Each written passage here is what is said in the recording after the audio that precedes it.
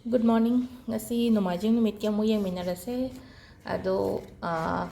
good morning reply me am thara kodo. Hadi sum yang badam nungai. Hadi kay gino ha matam ay na so har ko hadi aham ba ho matam da hadi numit ki hadi ho ba sida hadi adum hadi good morning iba natraga hai base wakhan su yam nungai bane aduga afaba positive kaino amusu porakani ko hadi numit ki oina hairaga de koina amaga da hai tare ko hadi morning wishes to basi so yamna hadi ko life da hadi afaba habit ama hai tare ko afaba habit amasu oi aduga positive vibes amasu adum lakani ko hadi si message khatangi wana taba comment khatangi wana taba thengnaba matam da dum haibi yo mi ga thengnaba matam da so good morning se dum ado sisina hadi nangonda good morning haiba matam da sukto gadi hairo na ngasai mi duga nanga face to face thengnaba matam da hadi kitang mai da kitang hadi nokphet tobagi saktam amdi laina ko koina good morning hai matam da adugi hadi masa mathanda lakjabado adusu yamna phabane ko ado sisina kaino ngasigi numajingi kaino jingminarasi ko karchigi message se ado numajing tawgadaba tips kharaga hairake ko ngasi se Sunday se koina sum haide koina tawjaba yaba yamna arai arai ba pon ngata ni da en miti gi taiba mayam se di haide mayam na tawba ngamoi da banga amta natte yumda available oiba adege sum aina sum taw aina thabak tawri ngai timing dum adum pulap tawba yaba pon ngata oini ko do sida leire card ahum se atai ni se loi loction de ko 1 2 3 ko sida khanbira si ko ngasi gi oina de say 1 2 3 later ko ahamba khan bangai ko ahamba khan bangai se 9 of pentacles like or 9 of pentacles se positive card ne ko ngasi gi oina hara kadi positive card ne afaba gumba lakpa adegi akogi sale gi matang da hara gasu pesha gi matang da hara gasu afaba thabak ki hara gasu phaba duga isha gi oina su ko khitang ngasi se kitang keba hai tare ko self grooming se katang to biyo ko hai kitang keba kedana ko tana adagi katang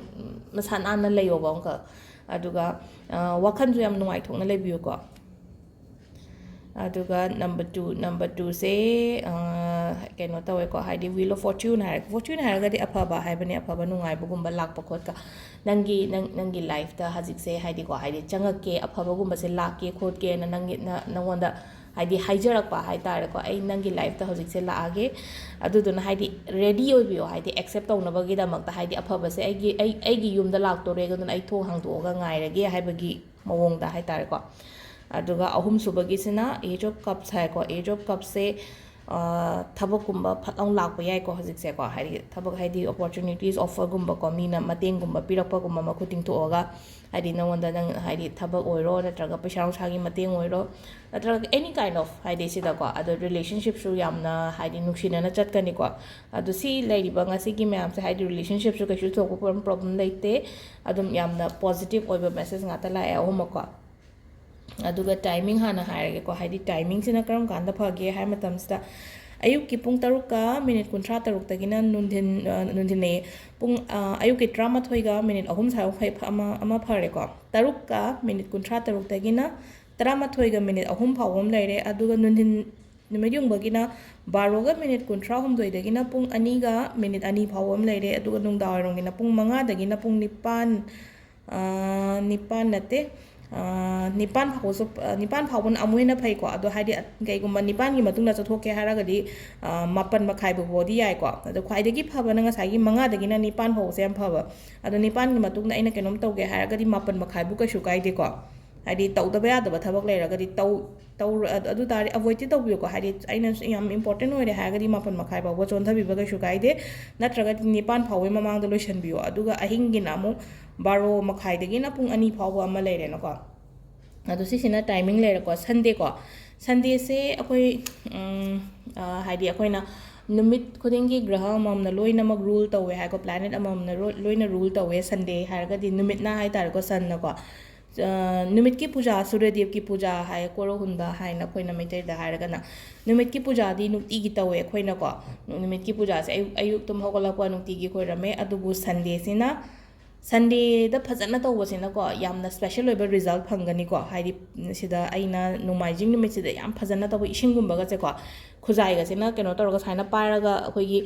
ꯈꯨꯖꯥꯏꯁꯤꯗ ꯆꯤꯅꯤꯒ ꯈꯇꯪ ꯍꯥꯞꯄꯤꯔꯒ ꯍꯥꯏꯗꯤ ꯑꯩꯒꯤ ꯉꯁꯥꯏꯒꯤ ꯅꯨꯃꯤꯠꯇꯨꯗꯒ ꯍꯩꯕꯤꯔꯒꯗꯤ ꯑꯗꯨꯅꯁꯨ ꯑꯃꯨꯛ ꯍꯦꯟꯅ ꯄꯣꯖꯤꯇꯤভ result ꯂꯥꯛꯀꯅꯤ ꯅꯨꯄꯤꯅꯗꯪ ꯇꯧꯗ ꯌꯥꯗꯦ ꯍꯥꯏꯕ ꯂꯩꯇꯦꯀꯣ ꯅꯨꯄꯥꯁꯨ ꯇꯧꯕꯤꯕ ꯌꯥꯏꯀꯣ ꯁꯤꯁꯦ ꯅꯪꯅ ꯀꯩꯅꯣꯝꯃ ꯅꯤꯖꯕ ꯂꯩꯔꯒꯗꯤꯀꯣ ꯉꯁꯥꯏꯒꯤ ꯈꯨꯖꯥꯏ ꯑꯃ ꯇꯧꯔꯒ ꯍꯥꯏꯗꯤ ꯀꯣꯄꯔꯒꯤ ꯑꯣꯏꯒꯗꯕꯅꯤꯀꯣ ꯈꯨꯖꯥꯏꯁꯤꯅ ꯀꯣꯔꯤꯒꯤ ꯈꯨꯖꯥꯏꯒꯨꯝꯕ ꯑꯃꯗ ꯑꯗꯨꯃꯥꯏꯅ ꯇꯧꯔꯒ ꯑꯗꯨꯃꯥꯏꯅ ꯍꯩꯕꯤꯕ ꯍꯥꯏꯇꯥꯔꯦꯀꯣ ꯅꯨꯃꯤꯠꯇꯨꯗ ꯌꯦꯡꯉꯒ ꯏꯔꯨ ꯃꯥꯏꯊꯖꯔꯒ ꯁꯟꯗꯦꯒꯨꯝꯕꯁꯤꯗꯤ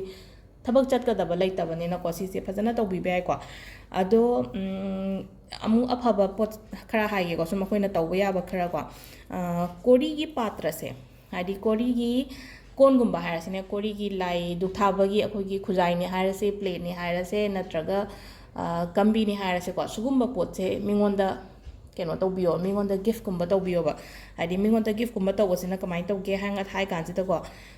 ꯄꯩꯁꯥ ꯅꯨꯡꯁꯥꯒꯤ ꯃꯇꯥꯡꯗ ꯍꯥꯏꯇꯥꯔꯦꯀꯣ ꯐꯤꯅꯥꯟꯁꯤꯌꯦꯜ ꯀꯩꯅꯣꯒꯤ ꯃꯇꯥꯡꯗ ꯍꯥꯏꯇꯥꯔꯦ ꯌꯥꯝꯅ ꯑꯐꯕ ꯆꯦꯟꯖ ꯑꯃ ꯂꯥꯛꯀꯅꯤꯕ ꯅꯪꯒꯤ ꯂꯥꯏꯐꯇ ꯑꯗꯨꯒ ꯑꯃ ꯁꯤꯁꯤꯅ ꯆꯦꯟꯖ ꯂꯥꯛꯄꯅꯦꯀꯣ ꯄꯩꯁꯥ ꯍꯧꯖꯤꯛ ꯅꯪꯅ ꯍꯧꯖꯤꯛ ꯂꯩꯔꯤꯕ ꯐꯤꯕꯝꯗꯨꯗꯒꯤ ꯑꯃꯨꯛ ꯍꯦꯟꯅ ꯍꯥꯏꯗꯤ ꯆꯦꯟꯖ ꯑꯐꯕꯔꯣꯝꯗ ꯆꯦꯟꯖ ꯂꯥꯛꯄ ꯍꯥꯏꯇꯥꯔꯦꯀꯣ ꯑꯗꯨꯒ ꯍꯧꯖꯤꯛ ꯄꯩꯁꯥ ꯅꯨꯡꯁꯥꯒꯤ ꯄ꯭ꯔꯣꯕ꯭ꯂꯦꯝ ꯌꯥꯝ ꯂꯩ ꯍꯥꯏꯔꯒꯗꯤꯀꯣ ꯅꯨꯡꯗꯥꯡꯋꯥꯏꯔꯝꯁꯤꯗꯀꯣ ꯑꯩꯈꯣꯏꯒꯤ ꯀꯩꯅꯣ ꯈꯣꯡꯅꯥꯡꯗꯀꯣ ꯅꯨꯡꯗꯥꯡꯋꯥꯏꯔꯝ ꯁꯟꯗꯦ ꯅꯨꯃꯤꯠꯀꯤ ꯅꯨꯡꯗꯥꯡꯋꯥꯏꯔꯝꯁꯤꯗ ꯈꯣꯡꯅꯥꯡ ꯃꯈꯣꯡꯁꯤꯗ ꯑꯩꯈꯣꯏꯒꯤ ꯃꯩꯅꯦ ꯙꯨꯞꯅꯦ ꯀꯩꯀꯩ ꯀꯠꯄꯤꯌꯨꯀꯣ ꯁꯤꯁꯦ ꯑꯗꯨꯝ ꯁꯤꯁꯤꯃꯁꯨ ꯇꯧꯕꯤꯕ ꯌꯥꯏ ꯁꯤꯁꯤꯅ ꯍꯥꯏꯗꯤ ꯅꯪꯉꯣꯟꯗ ꯄ꯭ꯔꯣꯕ꯭ꯂꯦꯝ ꯂꯩꯕꯗꯣ ꯐꯅꯕꯒꯤꯗꯃꯛꯇ ꯑꯗꯨꯒ ꯏꯃꯨꯡ ꯃꯅꯨꯡ ꯅꯨꯡꯉꯥꯏꯇꯕ ꯂꯩꯔꯒꯅ ꯏꯔꯨꯖꯕ ꯃꯇꯝꯗꯀꯣ ꯏꯔꯨꯖꯕ ꯃꯇꯝꯗ ꯍꯥꯏꯗꯤ ꯑꯩꯈꯣꯏꯒꯤ ꯂꯩ ꯑꯉꯥꯡꯕꯒꯤ ꯃꯅꯥ ꯑꯃꯅꯤ ꯊꯥꯗꯕꯤꯌꯣ ꯅꯪꯒꯤ ꯏꯁꯤꯡꯒꯤ ꯕꯥꯇꯤꯟꯗꯨꯗ ꯑꯗꯣ ꯁꯤꯁꯤꯅ ꯍꯥꯏꯗꯤ ꯅꯪꯒꯤ ꯏꯃꯨꯡ ꯃꯅꯨꯡꯗ ꯌꯥꯝ ꯑꯦꯠꯃꯣꯁꯐꯤꯌꯔꯗꯣ ꯌꯥꯝꯅ ꯅꯨꯡꯉꯥꯏꯕ ꯑꯣꯏꯒꯅꯤ ꯑꯗꯨꯒ ꯑꯩꯈꯣꯏꯒꯤ ꯆꯟꯗꯣꯟꯗꯤ ꯊꯤꯜꯂꯦꯀꯣ ꯆꯟꯗꯣꯟ ꯊꯤꯟꯕꯁꯤꯗ ꯀꯩꯅꯣꯁꯦ ꯑꯩꯈꯣꯏ ꯆꯟꯗꯣꯟ ꯑꯉꯥꯡꯕ ꯈꯤꯇꯪ ꯉꯥꯡꯂꯤ ꯇꯧꯕ ꯑꯃ ꯂꯩꯕꯗꯣ ꯀꯦꯁꯣꯔꯤ ꯍꯥꯏꯕ꯭ꯔꯥ ꯀꯩꯅꯣꯝ ꯍꯥꯏꯕꯗꯣ ꯑꯗꯨꯒꯤ ꯆꯟꯗꯣꯟꯗꯣ ꯊꯤꯜꯂꯒ ꯆꯠꯊꯣꯛꯄꯤꯕ ꯍꯥꯏꯇꯥꯔꯦꯀꯣ ꯁꯤꯗꯤ ꯉꯁꯤ ꯅꯣꯡꯃꯥꯏꯖꯤꯡꯒꯨꯝꯕꯗ ꯑꯩꯈꯣꯏꯅ ꯊꯕꯛ ꯆꯠꯊꯣꯛꯄ ꯅꯠꯇ꯭ꯔꯒ ꯌꯨꯝꯗ ꯂꯩꯔꯁꯨ ꯀꯩꯁꯨ ꯀꯥꯏꯗꯦ ꯁꯤ ꯀꯥꯟꯁꯤꯗ ꯍꯥꯏꯇꯥꯔꯦꯀꯣ ꯅꯪꯉꯣꯟꯗ ꯃꯤꯅ ꯃꯁꯛ ꯈꯪꯕꯤꯕ ꯑꯗꯨꯒ ꯅꯪꯅ ꯆꯠꯇꯣꯔꯤꯕ ꯊꯕꯛ ꯀꯩꯀꯥꯗꯣ ꯍꯥꯏꯗꯤ ꯃꯪꯒꯣꯜ ꯑꯣꯏꯕ ꯈꯣꯠꯄ ꯑꯗꯨꯃꯥꯏꯅ ꯑꯣꯏꯀꯣ ꯑꯗꯨꯗꯨꯅ ꯁꯤꯒꯤ ꯇꯤꯞ 3-4 ꯈꯛꯇꯪ ꯁꯤꯁꯨ ꯐꯣꯂꯣ ꯇꯧꯕꯤꯕ ꯌꯥꯏꯀꯣ ꯁꯤꯗ ꯂꯩꯔꯦ ꯉꯁꯤꯒꯤ ꯚꯤꯗꯤꯑꯣꯁꯦꯀꯣ ꯍꯌꯦꯡ ꯑꯃꯨꯛ ꯌꯦꯡꯃꯤꯟꯅꯔꯁꯦ ꯊꯦꯡꯛ ꯌꯨ